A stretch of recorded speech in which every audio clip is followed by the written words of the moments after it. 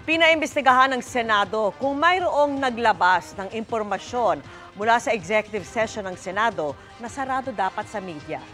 Partikular na pinalaga ni Senador Jinggoy Estrada ang ulat ng isang news website na siyam na senador ang pabor na ibalik ang 500 million pesos confidential funds ng Office of the Vice President at ang 125 million sa Department of Education. Pinangalanan din ng website ang mga pabor umano na base raw sa napag-usapan sa executive session kahapon. Pero giit ni Estrada, mali ang impormasyong yan. Wala rin daw nangyaring botohan. Ikinadismaya ni Estrada na nakalabas ang pinag-usapan sa executive session na sarado dapat sa media. Iimbestigahan ng Senate Ethics Committee ang nangyaring insidente.